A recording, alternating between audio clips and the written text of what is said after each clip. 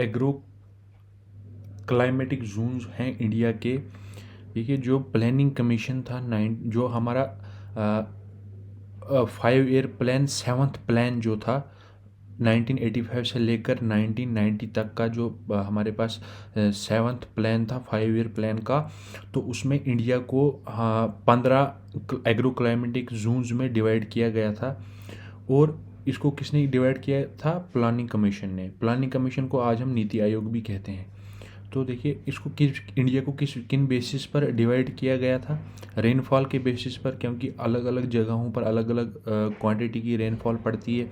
Temperature के basis पर, वहाँ की सॉइल टोपोग्राफी, क्रॉपिंग पैटर्न के बेसिस पर, फार्मिंग सिस्टम और वाटर रिसोर्सेज के बेसिस पर इंडिया को 15 जोन में डिवाइड किया गया था। तो सबसे पहला जो जोन है, ये आप यहाँ पर देख सकते हैं, इसको हम कहते हैं, ये है हमारा वेस्टर्न हिमालयन जोन। ठीक है, जो ये हमारे पास वेस्टर्न हिमालयन जोन है, इसमें कौन कौन सी जगहें आती है? जम्मू कश्मीर हमारा पूरा आता है। देखिए, जहाँ पर भी मतलब स्नो पड़ती है जिस एरिया में, उस एरिया को हम कहते हैं वेस्टर्न हिमालयन जोन इंडिया का। ठीक, हिमाचल प्रदेश आता है इसमें, उत्तराखंड का कुछ पार्ट आता है, और उत्तर प्रदेश का हिली रीजन आता है। ठीक है, वेस्टर्न हिमालयन जोन में। और इस जोन में स्केल्टल सॉइल प्रेजेंट होती है। स्केल्टल सॉइल का मतलब है कि यहाँ पे जो सॉइल फिजिकल वेदरिंग के बाद और केमिकल वेदरिंग से पहले जो सॉइल हमारे पास आती है, उस सॉइल को हम कहते हैं स्केल्टल सॉइल। ठीक है, अब जो दूसरा आता है हमारे पास, वो आता है ईस्टर्न हिमालय।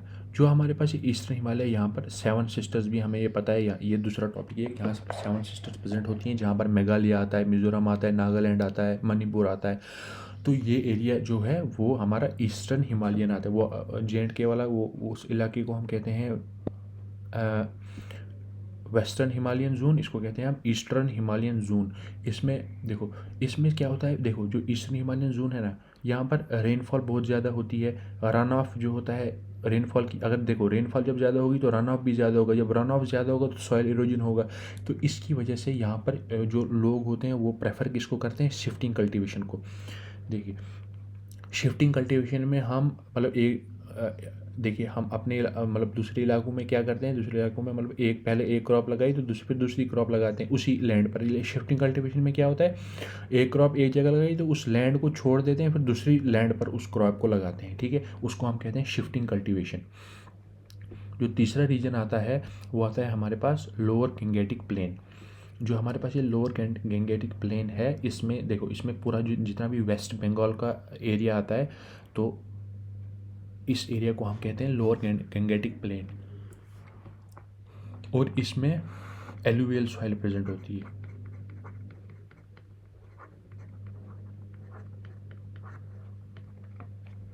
ठीक है, अब देखिए, जो चौथा आता है वो आता है मिडल गंगेटिक प्लेन्स। ठीक है, मिडल गंगेटिक प्लेन्स ये आता है हमारे पास। इसमें कौन कौन सा स्टेट्स आती हैं? बिहार आता है और ईस्टर्न यूपी का रीजन आता है। ठीक है, देखो, जो हमारे पास मिडल गंगेटिक जो है जोन है, इसमें क्या है? इसमें हाईएस्ट क्रॉपिंग इंटेंसिटी पाई जाती है और हाईएस्ट ग्रॉस क्रॉप एरिया भी यहाँ पर पाया जाता है। कितना मतलब 39% एरिया जो होता है वो यहाँ पर ग्रॉस क्रॉप एरिया होता है 39%, यहाँ पर मैं लिख लेता हूँ। और क्रॉपिंग इंटेंसिटी 142% होती है।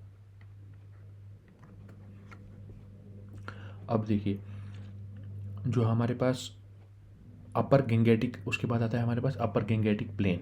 जो हमारे पास अपर गंगेटिक प्लेन होता है, इसमें कौन सी हमारे पास जो वेस्टर्न यूपी होता है वो अपर गंगेटिक प्लेन्स में होता है। और यहाँ पर कैनाल इरिगेशन की, यहाँ पर हम कैनाल इरिगेशन का, ट्यूबवेल्स का यूज़ करते हैं इरिगेशन को प्रोवाइड करने के लिए। और क्योंकि यहाँ पर good ground water levels present होते हैं, कहाँ पर? वेस्टर्न यूपी में। ये आता है हमारा अपर गंगेटिक प्लेन्स में। उसके बाद जो सबसे इम्पोर्टेंट जो जगह आती है वो आती है ट्रांस गंगेटिक प्लेन्स। जो हमारे पास ये ट्रांस गंगेटिक प्लेन है, इसमें कौन कौन सी स्टेट्स आती हैं? पंजाब आता है, हरियाणा आता है, चंडीगढ़ आता है, दिल्ली आती है, यूटीज, और राजस्थान का एक पार्ट होता है जिसको हम कहते हैं राजस्थान का एक मतलब श्री गंगानगर, जो श्री गंगानगर राजस्थान का एक मतलब पार्ट है, वो इसमें आता है, किसमें, ट्रांस गंगेटिक प्लेन्स में।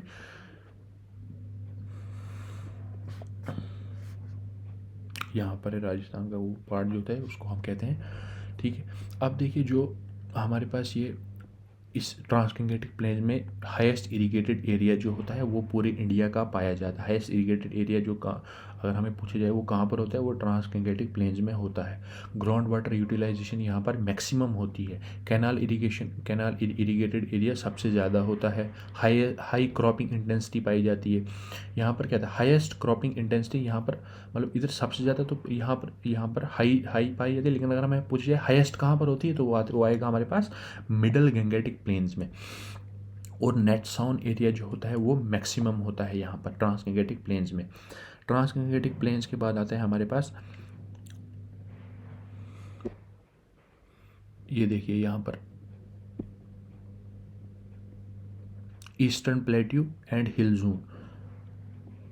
और यहाँ इनमें कौन कौन सी स्टेट आती है हमारे पास, एमपी आता है, वेस्ट बंगाल आता है, उड़ीसा आता है, ठीक है। इसको हम क्या कहते हैं, eastern plateau and hill zone. उसके बाद हमारे पास आता है central plateau and hill zone. ये यहाँ पर सेंट्रल प्लेट्यू में मैक्सिमम एरिया जो होता है वो मध्य प्रदेश का होता है। उसके बाद हमारे पास आता है western plateau and hill zone, ये आता है यहाँ पर western plateau and hill zone. उसके बाद आता है हमारे पास southern plateau and hill zone, ये आता है हमारे पास southern plateau and hill zone. जो हमारे पास देखिए जो maximum dry land area farming के लिए यहाँ पर किया जाता है, कहाँ पर, southern plateau and hill zone में, ठीक है। जो मैक्सिमम यहाँ पर कौन से, तमिलनाडु, कर्नाटक और आंध्र प्रदेश आता है।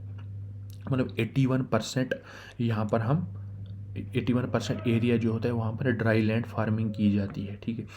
अब देखिए अब आता है उसके बाद east coast plain, west coast plain, ये हमने बोल दिया। उसके बाद देखो यहाँ पर आता है Gujarat plain and hill zone. यहाँ पर ये गुजरात स्टेट आई ना हमारे पास, जो ये गुजरात स्टेट है इसमें क्या है, ये Gujarat plain and hill zone में मैक्सिमम सैलाइन सॉइल प्रेजेंट होती है। तो उसके बाद हमारे पास आता है वेस्टर्न ड्राई जोन, जो वेस्टर्न ड्राई जोन में राजस्थान आता है हमारे पास। और हमें पता है कि इधर फेमाइन, ड्रॉट कॉमन फीचर्स होते हैं इस जोन के, ठीक। उसके बाद जो 15 आता है हमारे पास, 13 हो गया ना, 13